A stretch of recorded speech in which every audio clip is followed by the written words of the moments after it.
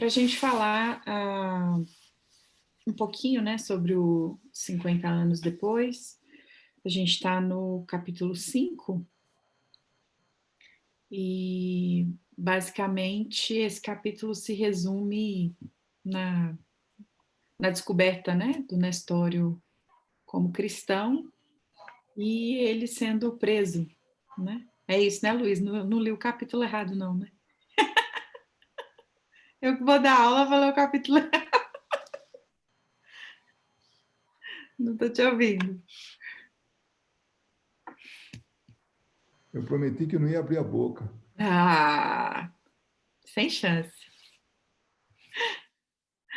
Ai, ai.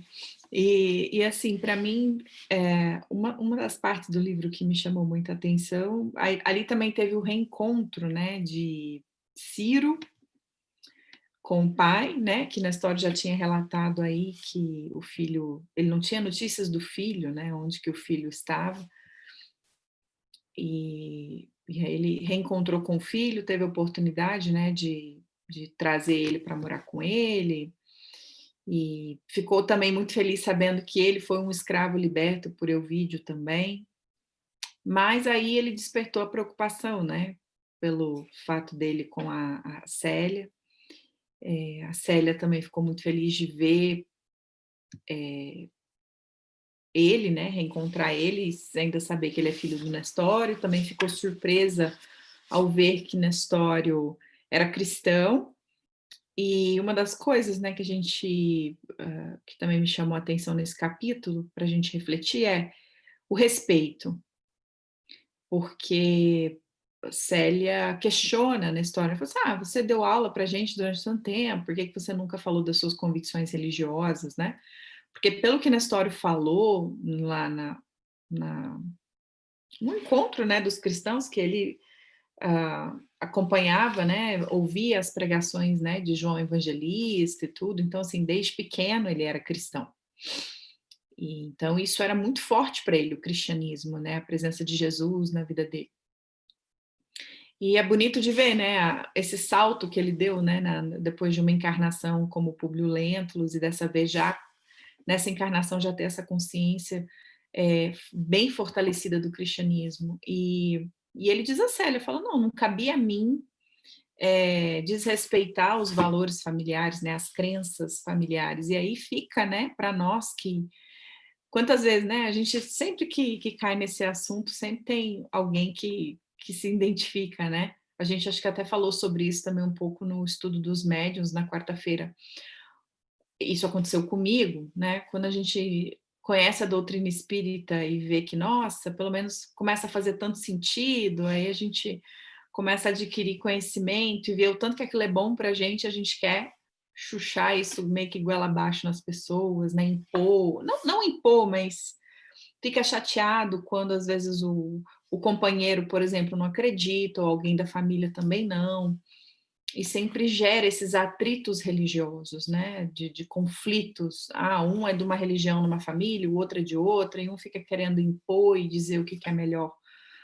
E eu me lembro de uma palestra do Rossandro com relação a isso, né, esse respeito, que isso foi a primeira coisa que Jesus nos ensinou, né? No momento mais derradeiro dele ali, que ele foi levado, estava na frente de Pôncio Pilatos, ele não foi agredir Pilatos com mediunidade ou superpoderes, né, como os apóstolos queriam que ele fizesse ali para provar para Pilatos que sim, que ele era o Cristo. Ele respeitou a posição de Pilatos. Então, Jesus ali, no momento que ele ia ser sacrificado, que ele ia sofrer tudo que ele sofreu, ele respeitou. E aí Rossandro diz nessa palestra que quando vem uma pessoa para falar da religião dela para nós, seja qual ela for, falar do Deus dela, né, da crença dela, normalmente a gente tem que pensar assim, nossa, que bonito que essa pessoa está querendo, né, está me mostrando essa fé, está falando para mim desse amor, porque nós espíritas, quando queremos falar de Jesus ou queremos falar da imortalidade da alma, o que quer que seja, se a gente sente isso verdadeiramente, a importância, nós também sabemos o quanto isso é bom para nós. E querer compartilhar isso com o outro tem que ser também feito com amor e com respeito. Então, quando o outro vem falar sobre uma fé religiosa que não é a mesma que eu acredito, ele está falando do Deus dele, da visão dele, com amor para mim. Porque ele está querendo desejar o bem para mim também. Não, olha, deixa eu te mostrar que a minha, o meu Deus, né, a minha fé, que também é boa. Então, assim, querendo ou não, é uma troca de amor. Mas aí entra o nosso ego, aí entra o nosso desrespeito, e aí que é que começam as divergências religiosas. Porque, isso falando assim, não estou falando dos extremos, né, daquelas pessoas que matam em nome da religião, mas, por exemplo, um católico, né, ou uma visão católica, ou um evangélico, o que quer que seja que queira falar que o espiritismo não é certo, isso, aquilo. Então, a gente precisa entender essa questão do respeito. E Nestório mostra muito isso para a gente nessa passagem com relação a Célia. E outro ponto que me chamou a atenção foi que quando eles foram presos, né, porque aí seguiram eles, né, e aí ele acabou sendo preso, o prefeito, o pai da Alba Lucínia mandou prender ele, e aí ele teve a chance, né, de falar. Aí ele falou: olha, você tem a chance de negar Jesus, né? E nessa noite, parece que nesse evento que os cristãos estavam sendo reunidos, mais de 300 pessoas foram presas, cristãos.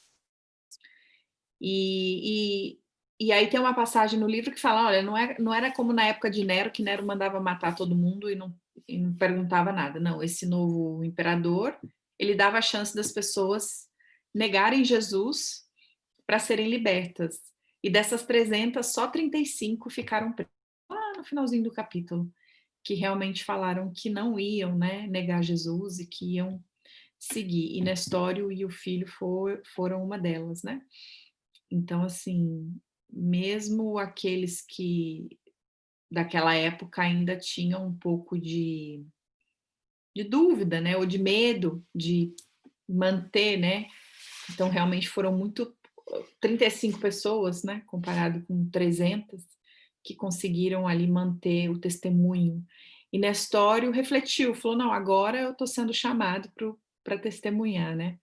Então, aí estamos vendo também a questão da reencarnação dele, né, de Publio Lentulus, que chegou o momento dele realmente dar o testemunho dele por Jesus. Então, ficou para mim esses dois pontos assim bem marcantes desse capítulo. Não sei se vocês leram, se vocês lembram e alguém quiser compartilhar alguma coisa. Essa questão do respeito realmente é bonita, né? Quando ele fala para a aluna lá, né? Sobre isso aí. Uma coisa também que me chama a atenção nesse capítulo são os reencontros, né? Então, tanto nesta vida, quanto de vidas, de outras vidas, a gente está sempre se reencontrando. Então, não tem jeito. Aí a gente fala assim, nossa, mas como é que pode, no meio de tanta gente, a gente se encontrar? Então, tem como que não é que como que uma, mas de verdade, tem um verdadeiro complô a favor da gente, para a gente encontrar a pessoa certa, né, tudo. Outro dia eu estava conversando com uma pessoa que morava na Holanda, mora ainda, né? E se conheceram no Brasil, tal, depois levaram indo para a Holanda. E aí a gente estava falando sobre, falei, mas escuta, você acha que é coincidência você encontrar o seu marido, né, com quem você se dá tão bem, você vive uma vida tão boa com ele, é um amor entre vocês, agora eles têm um filho, né? E assim, no meio de 7 bilhões de pessoas, será que é coincidência ou é um acidente isso aí, né? Absolutamente, tem toda assim, um suporte para que a gente vá e desemboque justo naquela pessoa, né? Eu fico pensando, minha mulher e eu, nós éramos de cidades diferentes e foi se encontrar numa terceira cidade, né? E estamos até hoje juntos e então toda realmente é um suporte para isso, para acontecer. Então, mas essas idas e vindas, né? Seja a reencarnatória, seja na própria existência. O Ciro, ela conheceu quando era escravo do pai dela, da família dela. Foi liberto e tal, depois foi para as galés, tal, E aí volta, aí vem parar em Roma, um monte, que era uma cidade, entre aspas, cosmopolita naquela época, né? Porque tudo era pequeno, mas perto dos povos, os povoados que tinha, era muito grande. E estava lá, e vai e reencontra com o pai, com ela, né? Enfim, então essa parte também é interessante o fato dos reencontros, né? Que não são gratuitos. Sim. Mais alguém quer comentar alguma coisa dessa parte do livro? Bom, então vamos começar o nosso estudo.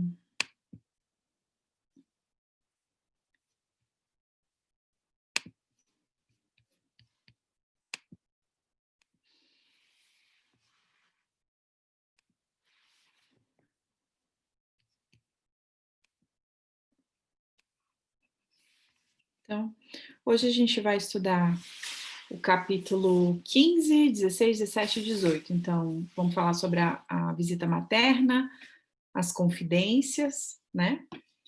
Na casa de Lises e o amor como alimento das almas.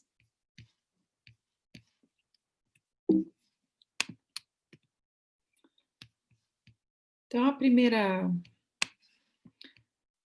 parte aqui da visita materna, acho que eu pulei um slide. Não. Isso.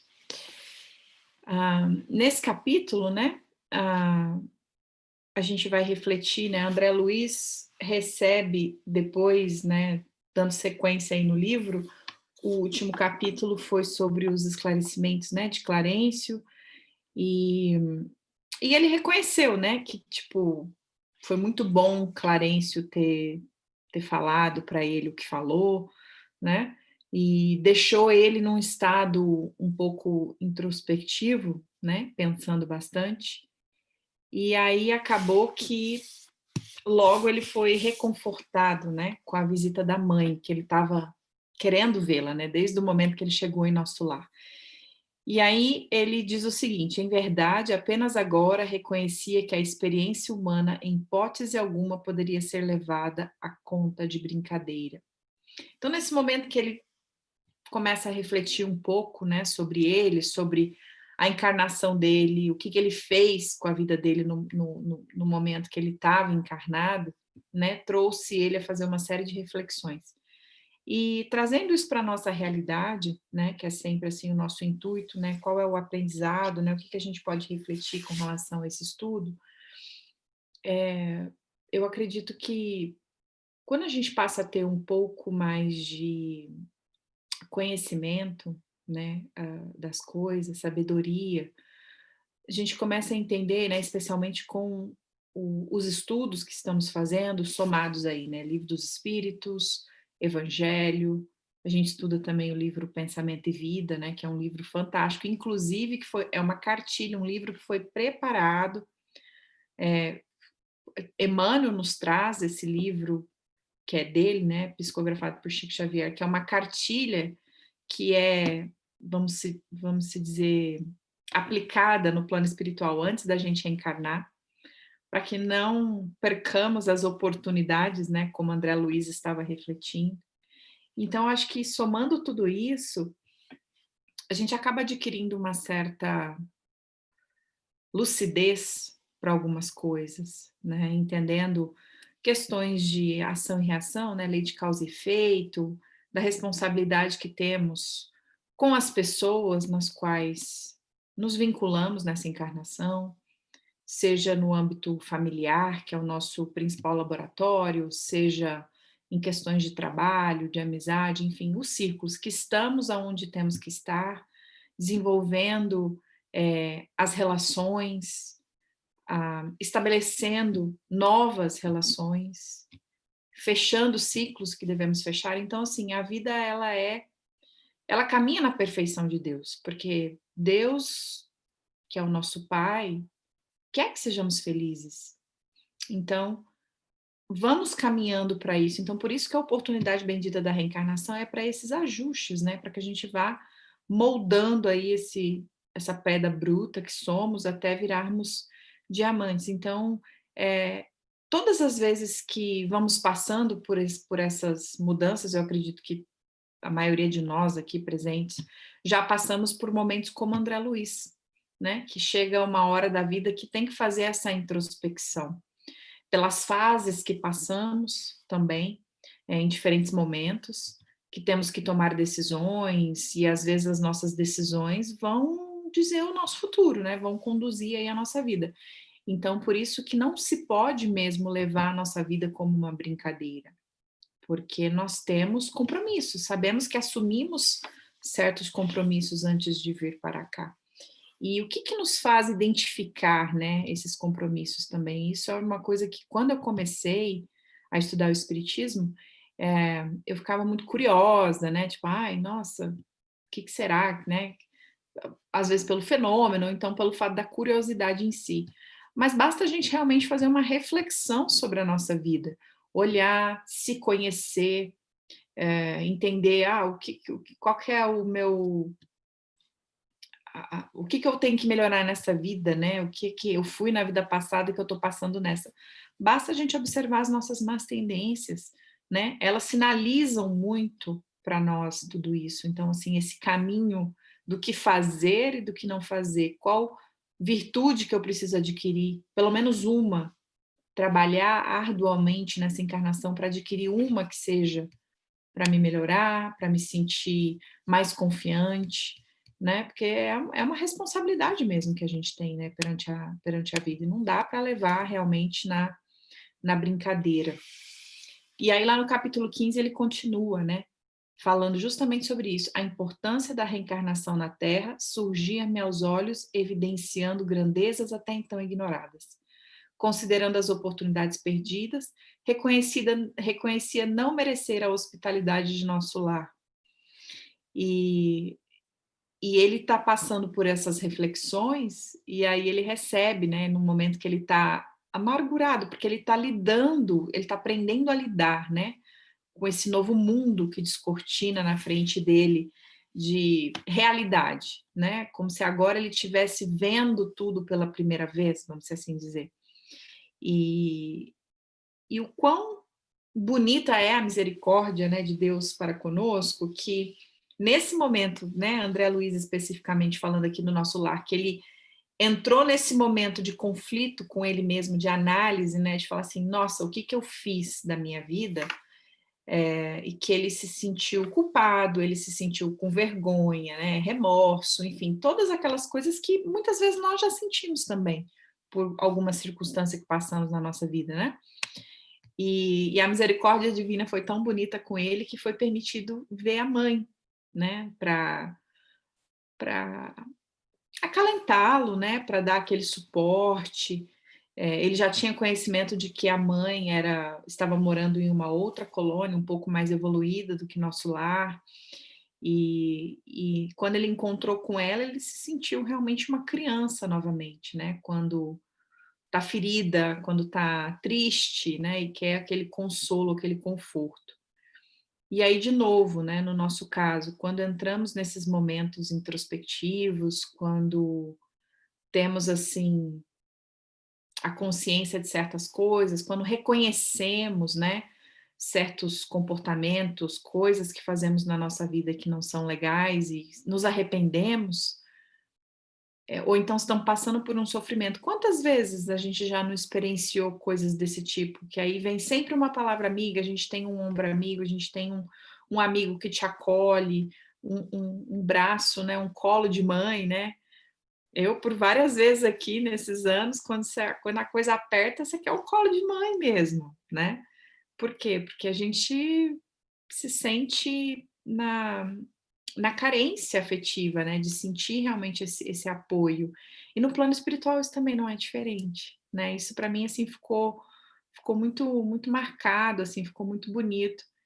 Então, a vida, a misericórdia divina com a gente de ok, você vai passar por certos tipos de trancos e barrancos, vamos passar por dificuldades, vamos ter que olhar, vai ter uma hora que a vida vai nos cobrar a conta, né, do que estamos fazendo, que caminho estamos indo, mas não vai nos faltar recursos, né? E quantas mensagens, né, a gente vê, livros, obras, histórias, as próprias obras de André Luiz, que ele relata, né, a vida no mundo espiritual, e cartas que a gente recebe, né, mensagens, e que os espíritos sempre dizem, né, que não estamos sozinhos, nunca nos vai faltar o apoio. Então, eu acho que nesse aspecto, sim, estamos sempre amparados, mas temos que sentir essa presença, né, também da espiritualidade, quando não tem ninguém do nosso lado, mesmo que você esteja sozinho no mundo, sozinho, sozinho você não vai estar, né? Sempre vai ter ali um amigo espiritual para cuidar, e Deus sempre vai prover, né, esse apoio, né? Então, acho que a gente aqui precisa trabalhar um pouquinho a nossa fé também nesse quesito. E aí, gente, se vocês quiserem falar, abrir o microfone, fiquem à vontade, tá? Para interromper, para acrescentar alguma coisa, tá? A questão da André Luiz aqui relata, né? A presença maternal constitui infinito reconforto ao meu coração. Aqueles minutos davam-me a ideia de um sonho tecido em trama de felicidade indizível. Justamente o que eu acabei de falar, né? E é bonito de ver a maneira como ele relata no livro, né, nesse capítulo, o reencontro com a mãe, porque ele estava cheio de dúvidas e questionamentos, e eu acho que pelo fato também da mãe já estar no plano espiritual há um certo tempo e ser assim mais evoluída, ele já tinha essa consciência da mãe ser um espírito bondoso, né? Então acho que ele estava sentindo muito essa necessidade desse reconforto para o coração dele. Então, realmente as coisas elas meio que se casam, né, na nossa vida. Se a gente tiver olhos para ver, né, ouvidos para ouvir, todas as vezes, né, que a gente passa por vales aí, sempre vai ter alguém que, pelo menos assim, eu, graças a Deus, não, acho que não teve nenhum momento da minha vida que isso não aconteceu, né, de vir um amigo, alguém para nos reconfortar. Pode falar, Góis ou Verinha, não sei quem levantou a mão aí, pode falar. Não, é que, só para não ficar muito longe, quando você falou, quem quiser falar, pode falar, então me deu vontade de falar. Fala. Logo no primeiro slide aí, quando fala que a experiência humana, em hipótese alguma, poderá ser levada à conta de brincadeira. Nossa, isso aí, se a gente parasse aí, Uhum. já estava rica a nossa reunião. Não que depois disso não tenha nada importante. Tem sim. Tem mais um ponto aqui. Realmente. E nós não estamos falando só de encarnação, não. A gente fala também de desencarnado. Tem desencarnado que está aí recalcitrante no mal e está achando que pode fazer tudo, quando, na verdade, ele está entendendo como uma brincadeira, algo assim totalmente irresponsável. Então, como encarnado, como desencarnado, a vida não é brincadeira, é uma coisa muito séria mesmo. E muitos ainda, né, tomam atitudes aí de sair da vida aí pela porta dos fundos, e, enfim, realmente é isso. E quando você falou aí sobre, quando tá também que aí que ele fala, né, nessa transparência aí, nesse slide, quando ele fala que ele reconhecia não merecer a hospitalidade de nosso lar, né? Estava no finzinho. E então aí me veio que a nossa evolução ela se dá principalmente por duas coisas: esforço próprio e misericórdia divina. Basicamente é isso. Então a gente tem que ralar, mesmo, tem que se esforçar, tem que se melhorar, tem que aproveitar as oportunidades e por pior que a gente faça, por pior que, né? Enfim, como André Luiz, depois de tudo que ele fez, que ele reconhece que ele não viveu a vida como deveria viver, uma vida de aprendizado, né? E aí ele estava no nosso lar. E é um grande prêmio, apesar de tudo, né? Então, é a misericórdia divina mesmo. Então, merecendo ou não, é isso. Então, são as duas maneiras a gente evoluir. Esforço próprio. E assim, incansavelmente. E misericórdia divina, que as oportunidades vêm, né? Com certeza. Aí, depois que ele encontra com a mãe, né? Aí vem essa parte que a mãe dele diz para ele, né? Porque aí ele se encontra, né? E meio que, de novo, né? Se sente, a minha mãe vai me entender, né? Eu vou desabafar aqui com ela. Esse momento que ele estava vivendo, né? De introspecção. E a mãe dele diz o seguinte para ele, né? O pai jamais nos esquece, meu filho. Que longo tempo de separação. Não julgueis, porém, que me houvesse esquecido. Às vezes, a providência separa os corações temporariamente para que aprendamos o amor divino. Então, aqui foi uma das primeiras lições que ela passou para ele, né? Que ele estava ansioso, né, para revê-la, e ele falando que ele também estava querendo ter notícias da família e rever a esposa, os filhos, que ele estava ansioso por isso, e ela já dá essa lição para ele. E ao longo do livro, né, a gente também vai observar outros testemunhos exatamente disso que ela diz, né, com relação à reencarnação. Então, no nosso processo reencarnatório, às vezes uns vão, outros ficam, né? Aí, como na erraticidade, para cuidar daqueles, para amparar, para trabalhar pela família. Às vezes há realmente uma necessidade de separação, mas entendendo que, né? Bonito aquilo que o Luiz falou no começo dos reencontros, né? Esse reencontro ele vai acontecer no momento certo. Essas pessoas vão se reencontrar. Então, essa separação, pensando na imortalidade, né? Então, de alguma forma, é bem isso que o Góes falou. 7 bilhões de pessoas, a vida vai dar um jeito de te colocar para que você se reencontre, né? Tanto aqui como no plano espiritual, né? A gente também vê nas obras de André Luiz, e até mesmo nos espíritos, né, que nos relatam, nossa, estou há quanto tempo buscando essa pessoa, tá? Quanto tempo tentando encontrar, né, para poder rever, reparar, pedir perdão, enfim, assumir de novo um compromisso de voltarem juntos para fazer melhor. Então, realmente, o Pai jamais nos esquece e sempre vai haver a oportunidade de reencontro daqueles que se amam, né? O Livro dos Espíritos também fala isso. Eu não vou lembrar agora qual é a questão, porque estou muito prematura para isso. Mas fala, né, que os espíritos se buscam. No Evangelho segundo o Espiritismo também, né? Quando a gente fala de família, as famílias de laços consanguíneos e as famílias espirituais. Então, isso realmente sempre a vida vai nos levar, né, a esses reencontros. Então, pelo menos assim, do meu ponto de vista, é bem consolador isso.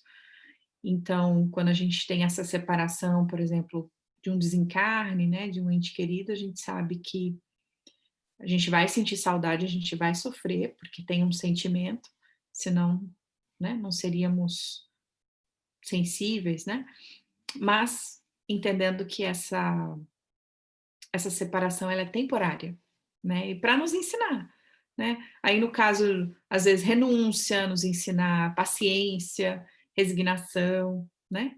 Então tudo aquilo que a gente precisa realmente para evoluir, mesmo que não entendamos, mas sabemos que Deus nos proporciona esses momentos para que a gente possa realmente evoluir e caminhar, né? Então, pelo menos assim, essa é a forma que eu entendo, né, disso. E aí tem uma reflexão interessante aqui também, né, de André Luiz com relação às mães, né? E ele diz o seguinte: na Terra, quase sempre as mães não passam de escravas no conceito dos filhos. Raros lhe entendem a dedicação antes de as perder. E quando a gente tem essa visão, né? Quantos filhos, né, que a gente vê que não respeitam, né, a mãe ou o pai e, e acabam depois de muito tempo se arrependendo, enfim, acho que isso meio que também serve num modo geral assim para as nossas relações com os pais em si, né? Aqui ele enfatiza a questão da mãe, mas eu acho que com os pais também, né. E e eu sempre tive uma relação muito boa com a minha mãe, então, para mim, assim, essa questão ela é muito eu não passo por esse tipo de situação com a minha mãe, por exemplo, né, mas conheço pessoas, eu sei que isso existe, mas eu passo com outro membro da minha família, próximo. Então a gente sabe que, essa semana mesmo eu me peguei, tendo um comportamento que eu falei assim: "Gente, por que que eu estou tendo esse comportamento, né, eu já tenho conhecimento para entender que é diferente", sabe. Tô tendo a oportunidade que ela está aqui do meu lado, e eu tô tendo a oportunidade de desenvolver, isso, sabe, de trabalhar essa questão. Então, vamos vamos trabalhar. E essa ficha caiu para mim essa semana que eu não estava me esforçando o suficiente para isso, né. E aí quando eu li essa parte, foi automaticamente eu pensei, né, falei: "Nossa, realmente eu não tô eu acho que eu vou sentir um certo remorso depois, se eu realmente não aproveitar essa oportunidade que eu tô tendo agora, né, com ela para depois não me arrepender, né". E essa questão das mães, eu acho que os pais, né, no geral, a gente tem no mandamento, né, honrar pai e mãe, a gente sabe que entendendo essa questão da imortalidade, né, da alma, das diferenças e que podem sim existir essas divergências por vidas passadas ou por que quer que seja, mas quando a gente começa a adquirir esse conhecimento e percebemos que estamos melhorando um pouco moralmente, a gente passa a adquirir mais responsabilidade, né. Eu conheço, pessoas também que se esforçam bastante nesse quesito. Então aqui fica a reflexão, né, como que estamos tratando, né, os nossos cônjuges, o os nossos pais com respeito. Às vezes vai ser difícil desenvolver o amor dependendo, né, da divergência, dependendo do que a gente carregou, né, de vidas passadas, enfim, entendendo que a família é o nosso principal a nossa principal missão, né, o nosso laboratório mais próximo ali, que aquelas pessoas estão conosco por um motivo, né, para nos ajudar a evoluir, porque temos que trabalhar. Então, o quanto estamos realmente atentos a essa questão de respeitar o processo do outro, de não causar mais divergências. Olha, então eu me afasto, ou eu vou bater de frente. Faz a gente refletir, né, eu estou sendo espírita dentro da minha casa, né, com a minha mãe, com meu pai, com os meus irmãos, eu estou tendo um comportamento que Jesus teria, né, no sentido de não causar no outro mais dores, não cutucar, não brigar, não querer impor a minha vontade ou então me vitimizar, né, porque às vezes a gente não está no papel daquele que não nos ama, mas também não podemos nos vitimizar, né, que era o que eu fazia muito também com relação a essa questão. Então, é entender, olhar para a situação e tentar trabalhar isso, né, porque nos foi dada essa oportunidade de estar ali com aquela pessoa, então esse pensamento de André Luiz me fez expandir um pouco mais além da questão da mãe, pelo menos no meu caso, né. Não sei no de vocês aí, não sei se alguém quer falar alguma coisa, sabem, pode abrir o microfone e comentar, tá. Continuando aqui, André Luiz então tá lá com a mãe, né, e ele se sente nessa questão de se lamentar, né, e se abrir com ela e trazer todo aquele sentimento dele de novo, e aí a mãe oferece para ele um outro ensinamento aqui, né. Se é possível aproveitar esses minutos rápidos em expansões de amor, por que desviá-los para a sombra das lamentações? Regozijemo-nos, filho, e trabalhemos incessantemente. Modifica a atitude mental. Então, aqui de novo, né, vem a mãe trazer para André Luiz essa questão da atitude mental, da postura do pensamento. E, nossa, eu acho que isso é um dos pontos, o livro Pensamento e Vida, então, ele é todo voltado para isso, né, que a mente é o espelho da alma, né, do livro de Emmanuel. E são tantos os livros, né, que nos relatam essa questão do pensamento, livro dos espíritos, tudo, porque aí vamos por atração, vamos por afinidade, e a mãe, né, hoje um pouco, né, já esclarecida, entendendo que ela tinha essa condição de orientar André Luiz nesse momento, ela o acolheu, ela o confortou, porém, ela exerceu o papel dela ainda como mãe, como educadora, né? Se sentindo ainda responsável pela educação daquele espírito. Então, eu achei também muito, muito bonito, muito oportuno essa abordagem dela. E aqui, essa reflexão de Emmanuel, que está lá no Consolador, Emmanuel fala o seguinte para nós. Deixa eu ver se eu estou... tá certo. A maioria, porém, não passa de lamentação estéril, a que o homem se acostumou como a um vício qualquer, porque, se tende nas mãos o remédio eficaz com o Evangelho de Jesus e com os consoladores esclarecimentos da doutrina dos Espíritos, a repetição de certas queixas traduz má vontade na aplicação legítima do conhecimento espiritista a vós mesmos. Já disse tudo, né? A gente não precisa nem preciso nem falar nada, né, com relação a essa passagem de Emmanuel, porque Clarencio já havia falado para ele, né, falando que, olha, se lamentar é um problema de doença mental, né, já trouxe para ele aquele primeiro choque de realidade que ele não conhecia, né, depois teve os esclarecimentos, aí veio a mãe e tornou a falar, e a partir daquele momento, realmente, André Luiz teve uma modificação significativa, na conduta dele, na postura mental dele, ali dentro da colônia Nosso Lar, que a gente vai começar a ver nos próximos capítulos, inclusive de humildade, né? De olhar para ele na condição de uma pessoa humilde que estava ali para aprender, mesmo com toda a inteligência que ele tinha, né? A sagacidade que ele tinha, de deixar de lado aquela convicção de querer ser médico e tudo. Então, assim, realmente, a partir daqui, André Luiz faz jus a isso que Emmanuel diz. Ele pegou realmente os esclarecimentos que ele estava recebendo ali dentro e fez jus a ele, né? Colocou em prática. Então, aqui fica o questionamento para nós, na nossa vida, quando estamos passando por qualquer problema, por qualquer desavença, desgosto, o que quer que seja, esse momento mesmo, né, que a gente vive hoje, lamentação, reclamação. Então, a gente precisa realmente rever essa nossa postura moral, de pensamento, de comportamento, perante a própria vida, né? Porque a gente está tendo a oportunidade de estudar. Eu falo por mim, né? Livro dos Espíritos, Livro dos Médiuns, Evangelho, Livro Pensamento e Vida. Essas obras maravilhosas que a gente estuda, né? Como que não consegue aplicar isso na vida? Então, na hora que vem a prova, é a hora de exercitar. É a mesma coisa, vai para a escola, você estudou a teoria, na hora de fazer a prova, você não preenche a prova? Ou tira zero? Bom, então não estou sendo um bom aluno, eu vou ter que repetir de ano. E repetir de ano, o que que é para gente, né? Voltar, ou nessa vida mesmo ficar repetindo aqueles ciclos viciosos na nossa vida.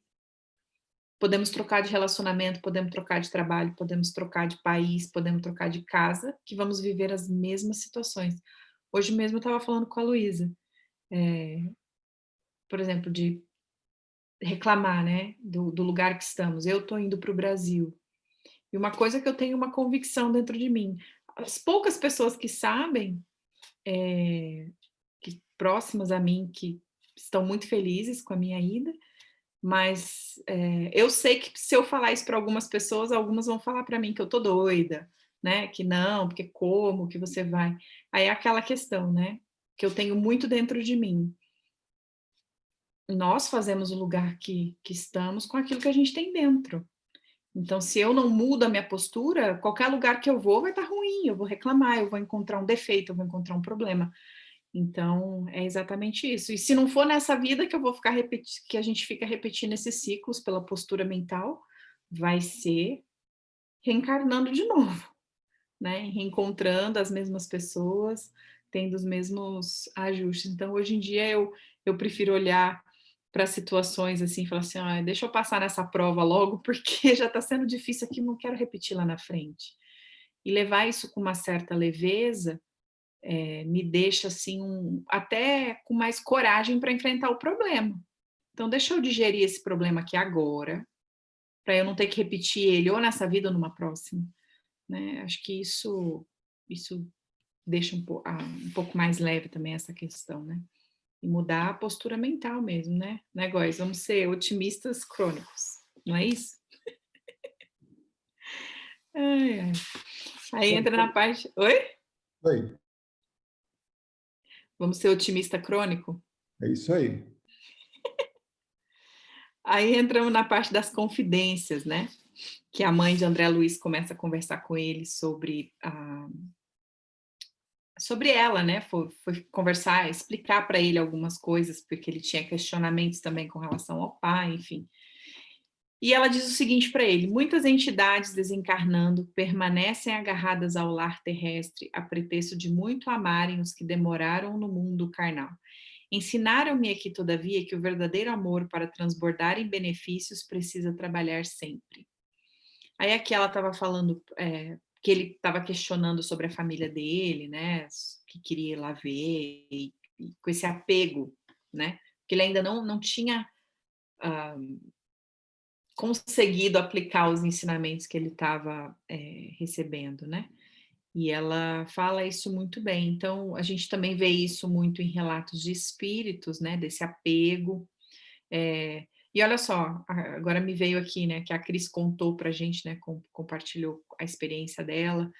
Então, tem muito disso também um pouco, né, Cris? Então, ela, como mãe, vai amá-lo, vai respeitá-lo. Então, assim, isso é muito bonito, né, de ver, independente de onde estamos. E não ter essa questão do apego, né, porque não faz bem para ninguém.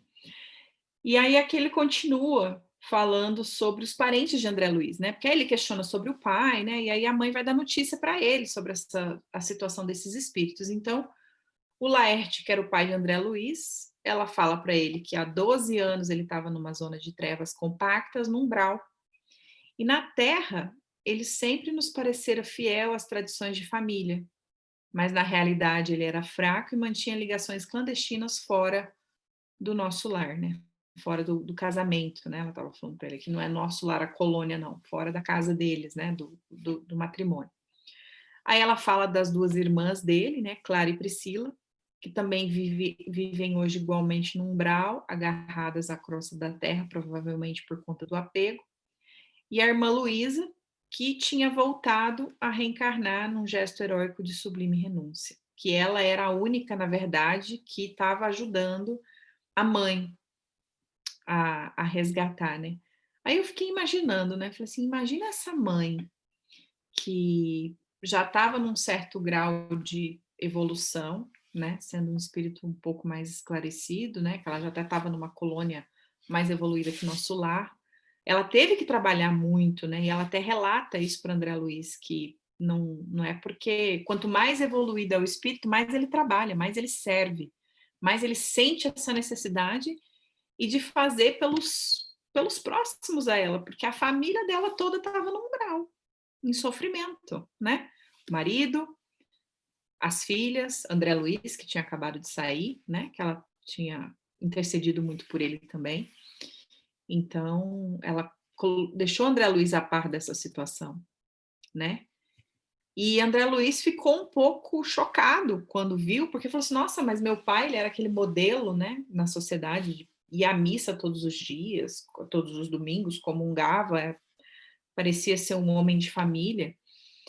E aí aqui a gente pode ver isso na nossa vida também, né? Quantas vezes a gente se coloca numa posição só de aparência das coisas, mas por dentro é o que conta, né? Qual é a minha moral? Qual é a minha vibração? Qual é o meu sentimento?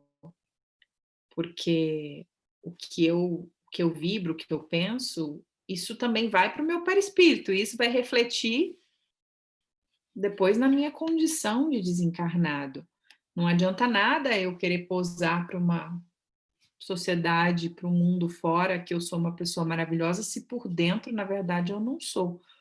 E aí, entendendo um pouco essa questão das afinidades, né, do pensamento, da nossa conduta, sabemos que não vamos sair por aí fazendo coisas, machucando outras pessoas, interferindo na lei, e não vamos ter que pagar, né, de certa forma, reajustar essas dívidas. Então, ela mostra isso para André Luiz. E André Luiz estava sentindo isso na própria pele dele, né? Que ele se considerava um bom médico, um bom pai, um bom marido, né? Mas ele percebeu que a conduta dele moral não era lá, não, que é a que tem importância, né? Para o nosso espírito, né? No plano espiritual, para a nossa evolução, é a nossa moral, né? Não é o que a gente faz de material, não é o que a gente fala da boca para fora, é o que está dentro. Ele falou: nossa, meu pai também, né? E o pai ainda estava lá, e ainda comprometido com as duas, né? Com as duas mulheres, né? Que ele havia tido casos extraconjugais, enfim. E aí ele fica meio revoltado, né? Fica, nossa, mas você fala delas assim, como se fosse normal, né? Tipo, pessoas que meu pai te prejudicou com elas e você tá falando assim. E aí ela diz para ele, dá mais uma outra lição para André Luiz aqui, e que também serve para nós, né? São filhas do nosso pai igualmente. Não tenho feito intercessões apenas por Laerte, mas por elas também. E estou convencida de haver encontrado recursos para atraí-los todos ao meu coração. Então, olha que bonito isso, né? Realmente é uma evolução muito grande, né? Desse espírito, né, da mãe de André Luiz, de entender e enxergar como filhas do pai, que cometeram um erro, e olha que bonito, né? Entendeu que elas não são ruins, elas estão passando por uma fase ruim. E aqui fica um ensinamento e a reflexão para nós, né? Quando a gente vê pessoas talvez próximas a nós, pessoas que fizeram mal ou que nos prejudicaram, são pessoas que às vezes não estão tendo ainda o esclarecimento, não chegou o momento delas de mudança, né? Porque eu não sou a mesma Carol de 1 ano atrás, de 5 anos atrás. Então, se eu mudei, e isso fez muito sentido para mim, eu mudei muito a minha forma de olhar para as pessoas a partir do momento da minha própria mudança. Porque a gente vive dizendo, pau que nasce torto, morre torto, né? Como se diz esse ditado. Então, não, ninguém muda, as pessoas não mudam, esse daí não vai mudar nunca, essa pessoa jamais. Mas se nós mudamos, por que não dar ao outro o direito também de mudar, né? E deixar o nosso ego para trás, parar de tirar aquelas fotografias daqueles momentos que nos machucaram e guardar aquilo para sempre, como se aquela pessoa fosse daquele jeito para o resto da vida. Pode ser que essa pessoa vai desencarnar desse jeito, mas entendendo que somos eternos, né? Ela pode vir numa outra, até que vai chegar o momento dela de despertar. Mesma coisa com esses espíritos inferiores, né? Que estão aí nessas zonas umbralinas, né? Esses irmãos que ainda não despertaram. Uma hora eles vão despertar, porque eles estão, é um estado que eles estão, né? E aí eu gosto muito de fazer aquela reflexão do sentimento, né? Eu não sou, a gente não fala que é uma pessoa triste, por exemplo, já fala, eu estou triste a maioria das vezes, né? É a mesma coisa. Então, se essas pessoas ainda não despertaram, uma hora elas também vão ter a chance de mudar, né? E aqui é a outra lição que ela dá. E aí a gente passa para o próximo capítulo, que é o capítulo, o outro já, né? Em Casa de Lísias, que André Luiz chega e encontra a residência, né? Porque aí ele tem que ir para algum lugar, fica muito feliz, né? Com a chance de poder sair do hospital, e ele é acolhido pela família de Lísias. E aí ele encontra uma casa, né? Com móveis quase idênticos à área do banho, e aí ele meio que relata um pouco sobre o ambiente, né, da casa. E eu achei interessante porque ele tem essa surpresa e aí já nos foi falado, né, que aqui é meio que uma cópia de lá, né, só que lá é mais bonito, né, um ambiente mais simples, mais acolhedor. A questão da própria vibração da casa, né, é uma coisa que ele sente bastante também, o André Luiz. E ele é recebido pela dona Laura, né, que é a mãe de Lísias, que André Luiz tem uma afinidade muito grande com ela. E ela fala para ele: "Olha, aqui eu sei que você não vai ter a sua mãe, mas conta comigo como se eu fosse a sua irmã-mãe, né, para te ajudar aqui também no que você precisar". Então, trazendo para ele mais um conforto, mais um acolhimento. E ela fala o seguinte para ele, né: "Temos em nosso lar, no que concerne à literatura, uma enorme vantagem é que os escritores de má-fé, os que estimam o veneno psicológico, são conduzidos imediatamente para as zonas obscuras do umbral". Gente, deixa eu só colocar o carregador aqui no meu computador, senão ele vai desligar. Espera aí. Alguém quer falar alguma coisa? Vocês estão tão caladinhos. Parece que eu tô falando sozinha. Sei que a senhora Laura foi buscar o carregador. Quer? Não, a senhora do carregador da dona Laura aí. Senhora Laura, dali a pouco eu vou buscar o carregador. Achei que era ela aqui, ó. Providenciar. Não, ela está falando dos livros, né? Porque ele encontra livros, encontra obras lá. Interessante essa parte também. Que ela fala isso para ele, né? Das obras que ele encontra lá, que ele fica muito surpreso, né? E aqui fica a reflexão para a gente do que a gente anda consumindo aqui, né? No nosso dia a dia. E Emmanuel, no Caminho, Verdade e Vida, no capítulo 28, ele fala o seguinte: o tóxico intelectual costuma arruinar numerosas existências. Vossa alma, igualmente, não poderá nutrir-se de ideias inferiores na base da irreligião, do desrespeito, da desordem, da indisciplina. E aqui me faz lembrar, quando eu li isso, né, na obra, e estava vendo esse slide, o quanto que é importante, né, nos mantermos sempre, aí de novo, né, a questão do pensamento, e de nos mantermos nutridos por leituras edificantes, músicas edificantes, coisas boas, porque vamos fazer o seguinte exercício, né? Vamos tentar pensar. Quando a gente está triste, pensando coisas negativas, até o nosso corpo se encolhe, né? A gente tem uma própria comunicação corporal com isso também. E o pensamento vai gerando esses sentimentos e isso transporta até para o nosso corpo, a nossa postura. E o quanto que é importante esse recado de Emmanuel, né, que a dona Laura já nos disse, que ali só tinha leituras edificantes, boas músicas.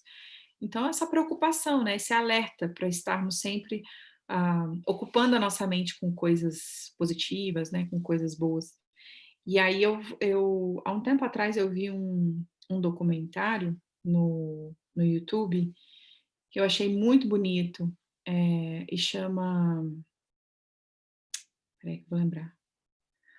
Em inglês é Why Beauty Matters, porque a beleza importa, alguma coisa assim. É um documentário no YouTube. E depois, se vocês quiserem, eu compartilho o link. E fala sobre a importância da beleza, e fala dos poetas, fala sobre a arte. E como que isso hoje, como que a sociedade hoje vê a arte, né, com relação à música, à literatura, mas mais com relação à arte, e como era antes, e o porquê dessa correlação, né, da gente manter esse olhar para as coisas belas, né, para as coisas edificantes. É um documentário fantástico, fantástico. E me chamou muita atenção, me lembrou quando eu li isso, né, na importância da gente manter a beleza, né, na nossa vida, para os nossos pensamentos, para a gente poder manter uma boa vibração também. Então, achei bem interessante isso aqui nesse capítulo. Não sei se vocês já viram esse documentário, mas vale a pena. Muito bonito. Até as redes sociais, elas atrapalham um pouco isso, né? Sim. Porque, por exemplo, você entra no Twitter hoje, até isso que eu estava falando de polarização e tal, e política, claro que vai depender das pessoas quem a gente segue, né? Quem a gente acompanha. Sim. Mas é tudo... ou as pessoas estão querendo aparecer umas mais que as outras, ou elas brigam por causa de qualquer coisa. Então, até isso a gente, como hoje tudo gira em torno disso, né, de rede social, a gente tem que se policiar também com relação a isso. Né? Não, com certeza, muito bem lembrado.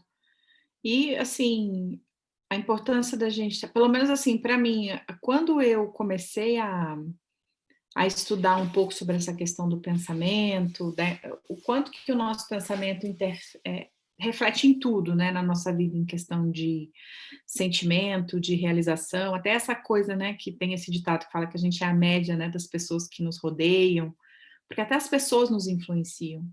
Então, música, leitura, eu modifiquei muito até os meus gostos musicais. Às vezes, essa música aqui é legalzinha, mas você fica repetindo aquilo, quando você presta atenção no que você está repetindo, tá colocando aquilo para dentro, né? De leitura, de tudo, porque interfere mesmo, né, na nossa vida. Então, realmente foi bom você lembrar. Até, por exemplo, perfil de rede social, eu só sigo pessoas que vão me edificar, que vai me trazer alguma coisa boa, porque do resto tô fora. Depois que eu comecei a estudar também, eu comecei a filtrar muita coisa. A gente liga o Porque, filtro, né, Fer? sim, sim. E aí a gente passa a agir de uma outra maneira e dá valor a outras coisas também, né? Porque Sim. antes a gente era igual a eles, né? Se a gente for colocar, a gente ainda tem, claro que muito, mas a nossa consciência vai mudando, né? Com relação a outras coisas. E aí a gente, igual aquele estudo que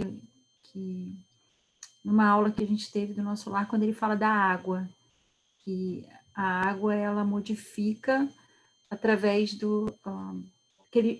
que a Luísa até deu o exemplo de um estudo que teve, de uma pesquisa, que a molécula da água ela modifica com a música, por exemplo. Quer dizer, o que você falou agora, como isso influencia na gente, né? No nosso pensamento, em tudo. Só um exemplo. Né?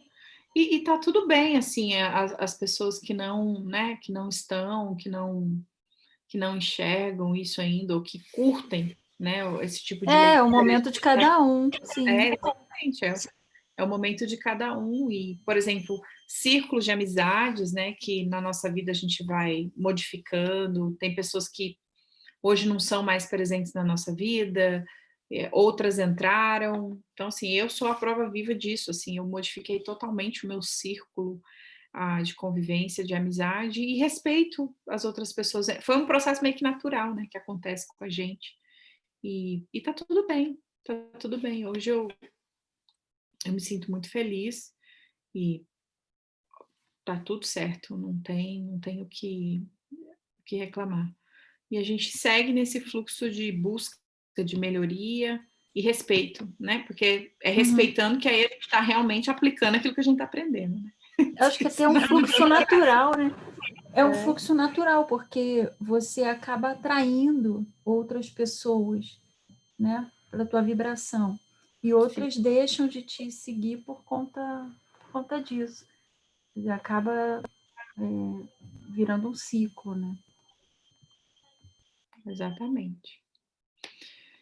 E agora a gente entra no último capítulo, que esse capítulo é muito bonito, né? Que ela fala, que a dona Laura fala, né, para o André Luiz sobre o alimento da alma, né? Que é o amor. E aí ela diz o seguinte: o maior sustentáculo das criaturas é justamente o amor. De quando em quando recebemos em nosso lar grandes comissões de instrutores que ministram ensinamentos relativos à nutrição espiritual. Bonito isso, né? A alma em si apenas se nutre de amor. E é verdade, né? Se a gente for parar para analisar essa frase, quando a gente se sente rodeado por amor, quando a gente se sente amado, né? Seja por familiares, entes queridos, amigos, o que quer que seja que a gente sente esse amor, a gente sente esse preenchimento, que a gente tem tudo, temos todas as forças. Parece que a gente sente que somos imbatíveis, né? Que, nossa, eu vou passar por qualquer problema, mas eu estou munida, eu estou nutrida, né? Com uma força que vai me sustentar para onde quer que eu vá ou quais provas eu vou passar. Então, isso é muito bonito. E pensar que esse é o verdadeiro alimento que a gente precisa, né, para nossa alma, né, que é o amor. Jesus foi a prova viva disso aqui, encarnado entre nós. Todos os exemplos, né, que ele nos deu de amor, de compaixão, de respeito, de perdão. E hoje, por exemplo, quando a gente fala em Jesus, né, a gente já automaticamente já conecta com esse amor que nos nutre, né, pela nossa fé, que nos sustenta, que nos dá força, porque Jesus representa isso para nós, né, esse alimento, né, de amor para a nossa alma. E aí ela fala também sobre algumas outras formas, né, aqui ela abordou também a questão do sexo, né, que é uma manifestação sagrada desse amor entre as pessoas, né, universal e divino, mas é apenas uma expressão isolada do potencial infinito, porque aí a gente expande, né, o amor, né? Nós ainda acho que não temos essa capacidade de amar num todo, né? O nosso amor, ele ainda também às vezes é um pouco egoísta, né? Se não formos amados, não vamos retribuir.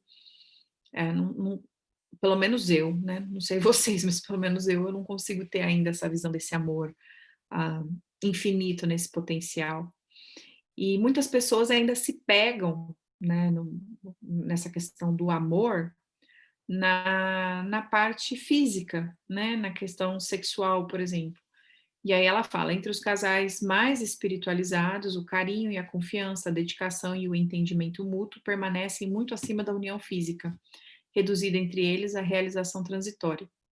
Então, o sexo, ele faz parte, né, da nossa experiência material, mas ele é uma parte dele, porque se você for manter um amor em cima disso, ele por si só não vai se sustentar também, né? É muito bonita essa questão que ela fala dos outros elementos que vão compor isso, né? Desse amor entre casais, né, nesse caso. E a permuta magnética é o fator que estabelece o ritmo necessário à manifestação da harmonia. E é interessante porque é uma troca vibracional, é uma troca de amor. E tem um livro, né, você já deve ter me ouvido falar, que eu gosto muito, que é As 5 Linguagens do Amor. É um livro que, para mim, assim, ele foi uma escola para a gente aprender a nutrir o tanque do outro e sentir o nosso tanque cheio com relação ao amor, entender a linguagem de amor dos nossos entes queridos, de cônjuges, de pessoas que estão à nossa volta, até para a gente poder estabelecer essa permuta magnética de uma forma mais equilibrada, sabe? Mais harmoniosa. Então, assim, é um livro bem bonito, depois, se vocês quiserem ler. Gosto bastante dele. E, para finalizar, né, fica a reflexão que a dona Laura fala, que é a seguinte: o homem encarnado saberá mais tarde que a conversação amiga, o gesto afetuoso, a bondade recíproca, a confiança mútua, a luz da compreensão, o interesse fraternal, patrimônios que se derivam naturalmente do amor profundo, constituem sólidos alimentos para a vida em si. Isso aqui dava uma palestra, né? Só para a gente refletir sobre isso. O amor, meu amigo, é o pão divino das almas, o pábulo sublime dos corações. Que é aquilo que eu falei, né, no comecinho. Quando a gente sente isso, a gente se sente muito fortalecido, né, para enfrentar. Seja qualquer tipo de amor vindo dessas situações aí que ela expõe tão bem aqui, né? E que é muito baseado totalmente nos ensinamentos de Jesus, né?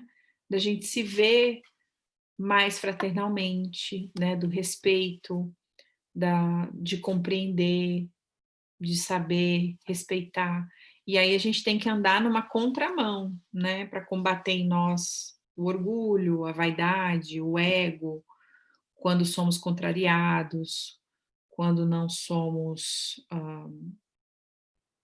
ouvidos, né? Que a gente se sente injustiçado, enfim, porque o amor ele traz calma, né? O amor ele traz paz, ele traz tranquilidade, ele preenche. A gente vê hoje, por exemplo, relacionamentos, né? Relacionamentos abusivos, e isso é uma coisa muito sofrida, né? Muito dolorosa. Isso não é amor. Mas a gente também não pode esquecer aqui do nosso amor, né? Do alto amor, do nosso amor próprio por nós, né? Amar ao próximo como a ti mesmo, né? Já dizia Jesus. Então a gente precisa fazer um esforço, né? Para a gente poder conquistar esse amor aí, a gente conseguir amar nessa situação. Acho que vai demorar umas encarnações ainda para a gente atingir isso, porque em uma encarnação eu acho difícil, né? A gente conseguir ter todas essas virtudes de uma vez só, mas estamos chegando lá, né? Como a gente já conversou antes, já falamos, por exemplo, hoje a gente não tem o ímpeto de matar ninguém, né? A gente já adquiriu muitas virtudes e assim vamos seguir no caminho que a gente sabe que só evolui, né? Que a gente não regride. Podemos estacionar, se a gente não quiser colocar em prática, como disse Emmanuel lá no Consolador, o que a gente aprende. Mas se a gente realmente se esforçar, a misericórdia divina também nos ajuda, a gente consegue adquirir isso, sim, com certeza. Então, era basicamente isso sobre o estudo de hoje. Deixa eu baixar aqui. Desses capítulos. Semana que vem a gente vai continuar. Eu não sei se alguém quer comentar alguma coisa, antes da gente fazer a prece final. A gente tem uns minutinhos, ainda deu tempo. Tá preocupado que os capítulos eram grandes? O fábulo sublime dos corações. Eu fui ver no dicionário, né? É o alimento sublime dos corações. Que o André Luiz fala uma linguagem. É muito bonito, né? Você falou que a gente adquiriu algumas virtudes. Acho que, na verdade, a gente está deixando alguns defeitos. Não chegamos nessa parte ainda. Vamos ser um pouco mais humildes. Eu, pelo menos, estou abrandando mais do que eu tenho de ruim. Que bom. Mas a gente adquire, sim, coisa boa. Com certeza. Coisa boa. Mas é bom manter a humildade, né? Isso é verdade. Seja uma virtude, né? Conseguindo aí, pelo menos assim, nesses lampejos, né? O que é? Pelo menos, esse pode ser a virtude, uma das virtudes que ele está conseguindo arranhar aí, né? Que é a humildade. Né? Pelo menos um lampejo, o outro assim. Opa. Sim. Eu queria só fazer um comentário, que é engraçado que como o que é o conhecimento, no Livro dos Espíritos, o Kardec fala isso, né? Que quando o conhecimento é verdadeiro, ele aparece em vários lugares, né? De várias formas, né? A gente está acostumado muito, né? Pelo menos eu, da literatura espírita, né? Mas tem esse livro aqui, que chama Os Quatro Amores, que é do C.S. Lewis, que é o que fez aquele Contos de Narnia, é bem famoso, ele faz os contos infantis, né? E daí, nesse livro, ele vai falando assim dos quatro amores, que é a afeição, a amizade, o eros, e que o amor máximo é a caridade, né? E daí, enquanto você estava falando, daí eu lembrei disso, né? Que o maior exercício que a gente pode fazer para amar, né, é praticar a caridade. Daí a gente vai voltando, né? Você vê que a gente tem que aprender com maior amor para amar das outras formas, né? Então, foi isso que você estava falando no final, veio isso na minha mente. Eu falei assim, não, é verdade. Que a caridade é o amor maior, mas é através da caridade que a gente aprende os outros amores. É isso que eu estava querendo dizer. Você pode falar de novo o autor do livro, por favor? Eu vou colocar aqui, que acho que é mais fácil. É C.S. Lewis. Ele é britânico. Tá. Meu marido está anotando aqui. Você também citou um, né, Carol? Como é que é? Como é que é mesmo? 5 linguagens do amor. 5 linguagens do amor. Tá. Gary Chapman, ele chama. Mas quando a Carol falou, porque a gente está no início, né? Amar o próximo é fácil, assim, quando parte da gente, né? No sentido, se uma pessoa faz mal a alguém próximo a nós, um filho, um marido, a gente é capaz de amar essa pessoa e perdoar? Isso é o difícil, entendeu? Isso eu acho que é o mais difícil. Amar uma pessoa que, sei, cometeu um ato, né, que a gente sabe. Eu acho que esse é o amor máximo, né, como a Ana Paula falou. Você amar simplesmente por ser um igual. Você entender que aquela pessoa não tem ainda o conhecimento, né, ainda não chegou lá. E dentro dessa falha da outra pessoa, você conseguir amar e perdoar. Eu acho que esse é o mais difícil. E isso que demora para a gente chegar. Mas eu acho que isso que é o interessante. Uhum. É o interessante no sentido de que quando alguém muito próximo faz alguma coisa que a gente não entende, não compreende, a gente tem que exercer a caridade. E é através da caridade que a gente vai aprender a amar aquela pessoa. Só que a caridade é uma forma de amor.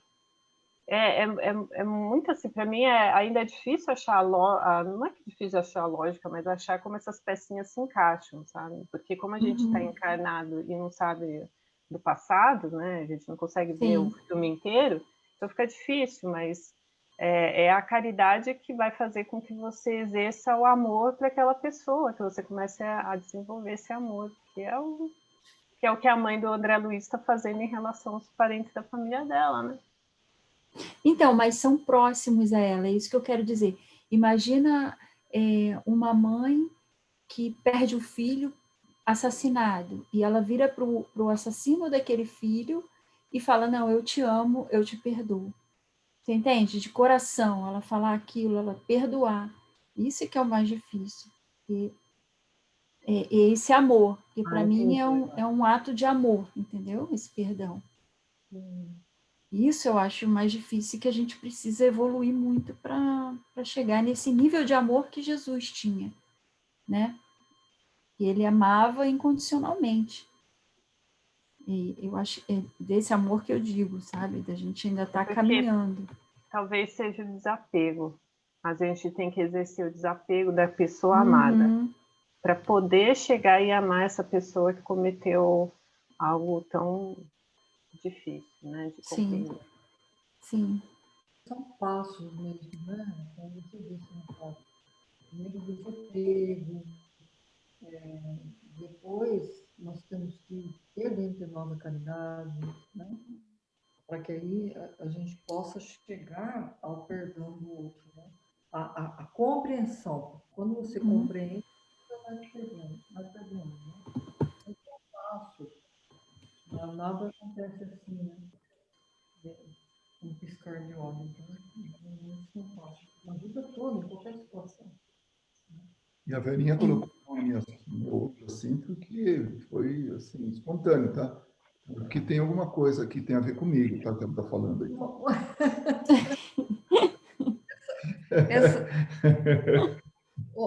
Tem coisa aí, tá?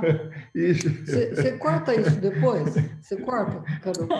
Porque essa eu não entendi. Eu vou dormir sem entender. Não, ele vai... Seguindo a minha tradição de dar spoiler, né? Mas viu, Fernanda, a mulher a mãe do André Luiz, ela no futuro ela vai receber as duas mulheres que foram amantes do marido como filhas. Então ela vai reencarnar como esposa do Laerte e vai ter isso. Então é uma prova realmente De amor. amor, É, mas sim, nossa, é amor, é perdão, é tudo, né? Eu acho, inclusive, que é entendimento, sabe? Porque no livro não fala sobre isso, mas pode ser que ela não sabia dessas amantes, né? mas isso Acho que ela não sabia. mas isso não E quer dizer nada. ela não sabia. Então, não, é entendimento, porque ela não ama, mas ela entende a situação das duas lá, né? Ela entende e recebe as duas. Mas o entendimento foi depois do desencarne ou antes? Porque faz diferença, né? Depois. Acho que foi depois. Foi depois. Porque Foi depois. suponhamos que ela saiba, assim, eu estou dizendo de uma maneira, não ela, mas num caso genérico, né? A gente sabe que uma traição, às vezes a dor é tão grande que afeta o perispírito, né, do encarnado. E, quer dizer, você aceitar isso e até você conseguir compreender isso encarnado, eu acho que é mais difícil do que desencarnado você ter essa compreensão. Estou conseguindo fazer entender? Ou não? Eu acho que assim, no espírito, o espírito dela já tinha um nível de elevação tamanho que eu acho que mesmo que ela tivesse descoberto em vida, esse Ela sentimento compreenderia, né? ela compreenderia, porque quando a gente tem um nível assim conquistado de evolução, ele não regride, né? E ela não estaria da forma que ela está no plano espiritual se ela tivesse tido algum tipo de ressentimento, não daria tempo, entendeu? Entendi. Então, eu acho que não faria diferença. Mas de tudo que vocês estão falando, para mim, me parece assim, um grande quebra-cabeça, sabe? Porque são várias coisas que a gente tem que trabalhar, não é uma coisa só, né? Se engana aquele. Eu falo muito do amor através da caridade, porque para mim é uma forma de exercitar todos os bloquinhos ao mesmo tempo. Mas se engana muito aquele que fala assim: olha, nessa encarnação eu vou treinar minha humildade, e passa a encarnação inteira trabalhando em humildade. Não é assim que funciona. São bloquinhos que você vai construindo ao longo das suas decisões, ao longo da sua vida. Às vezes constrói um pouquinho ali, depois constrói um pouquinho aqui, daí dá uma topada lá e volta um pouco. Eu acho que não é eu ouvi isso hoje, né? Não é quantas vezes você cai, mas o quão rápido você levanta, né? Porque até teve uma hora que a Carol falou também que agora eu estou tentando lembrar, eu não lembro se ela falou, foi eu que li no livro, que a mãe do André Luiz chega e fala para ele assim: olha, a dor é uma grande porta de luz que a gente pode passar, né? Por através dela que a gente cresce. Mas as lágrimas, o sofrimento é uma barreira para tudo isso. Né? Então, é assim, se você fica sentado se revoltando contra a situação, você não vai para frente. Então, é importante cair, todos nós vamos cair. A gente ainda vai cair muitas vezes. E pode ter certeza disso. Agora, o problema é quanto tempo a gente vai levar para levantar. Eu acho que essa é a grande dúvida, né? Ou talvez onde a gente tem que se esforçar mais, né? E só cai quem se arrisca, né? Eu gosto muito de falar, da gente comparar a nossa vida igual um surfista que vai para o mar, uma prancha. Sobe na prancha, mas ele cai muitas vezes. Cai, levanta, sobe de novo, mas ele nunca perde a prancha, porque ele está lá com aquela cordinha. E essa cordinha pode ter vários significados na nossa vida, né? Você vai deixar perder aí a tua esperança, a tua fé, a tua boa vontade, a tua paciência, a tua resignação, porque você vai cair. Mas o surfista, ele tá sempre pronto para pegar a próxima onda. Ele caiu, ele quer a próxima. Porque se a gente não se arrisca, né, não tomar a iniciativa de... imagina, uma pessoa que fica só na areia, vendo as ondas. Então, você está vendo a vida passar, você está vendo as oportunidades, os recomeços, os reencontros. E se você não se arriscar, o que vai acontecer na sua vida? Nada, você também não vai evoluir, você também não vai aprender as lições que você precisa aprender, a oportunidade de ajudar outras pessoas, de crescer a si mesmo. Então, assim, eu acho que é aquele ditado que é clichê, mas é verdade, né? É preferível a gente se arrepender de ter feito, aprender com a dor, ir lá e ralar, e levantar, e passar um mertiolate, e não cometer o mesmo erro, do que ficar com aquela sensação, e se? Acho que esse e se eu tivesse feito, às vezes, pode Olha, causar... veio uma coisa agora na minha mente. Ultimamente vem vindo muita coisa na minha mente, né? Por isso que às vezes eu falo também. Você falou da cordinha, né? E daí, uma coisa que me chamou a atenção em todos esses capítulos foi a figura da mãe, porque eu também sou muito ligada na minha mãe, né? Então, vem a figura da mãe e você fica assim, meio que sensível demais, né? E eu acho que quando você falou da cordinha, veio direto na minha cabeça. Falou assim, qual que é a cordinha? Para mim é minha mãe, né? Porque daí eu me taco no meio do mar e eu sei que tem minha mãe ali, né? Agora, o que a gente tem que fazer como espírito, né? Não mais como encarnado. Que ele até fala, né? Porque a gente usa a mãe da gente de uma forma muito, né? E é Deus, né? Porque o verdadeiro humilde é aquele que sabe que Deus está no comando. Né? E assim, eu gosto de pensar muito em Deus numa figura materna também, né? E daí você fala assim, é Deus, a cordinha é Deus, vai para o mar que Deus está ali. Mas é que a gente ainda não conseguiu, né? Essa certeza ainda, né? A gente ainda está batalhando por essa certeza. Mas seria Deus, né? Por isso que a gente se coloca no mundo e vai atrás e reencarna e depois desencarna e reencarna de novo. E é isso.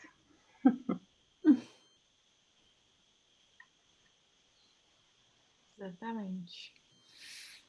Bom, então se ninguém quiser compartilhar mais nada, a gente pode fazer a nossa prece final. Temos algum voluntário? Alguém gostaria?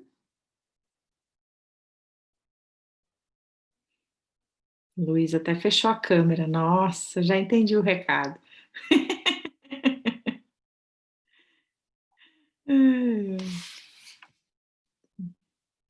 Então tá bom, vamos lá. Vou fazer a prece final então para a gente encerrar.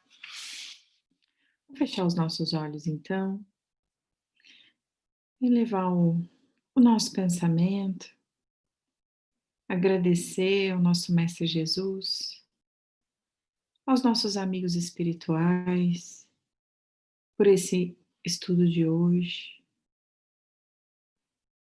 Querido Jesus, te rogamos que possamos aprender a viver e a praticar esse amor verdadeiro que é o nosso real alimento da alma. Porque sabemos, Mestre querido, que é somente através do amor que vamos conseguir perdoar e que vamos conseguir forças para seguir diante das nossas provas, das nossas dificuldades nessa encarnação. Que possamos, Senhor Jesus, manter vivo dentro dos nossos corações essa chama de fé, de confiança no nosso Pai de misericórdia e bondade. Queremos também, querido Mestre, agradecer pelos nossos lares, agradecer pelos nossos familiares, pelos nossos entes queridos, pelas nossas mães. Agradecer também, Senhor Jesus, pela dádiva da vida, por todas as oportunidades que nos são concedidas todos os dias. E te rogamos, Mestre, que também abençoe, em especial, o momento que o país está passando, através das eleições, que possa iluminar o novo governante, assim como todos os que estarão responsáveis por liderar essa nação, que eles possam ter o seu coração tocado e que possam sentir a inspiração do alto para as responsabilidades que terão pela frente.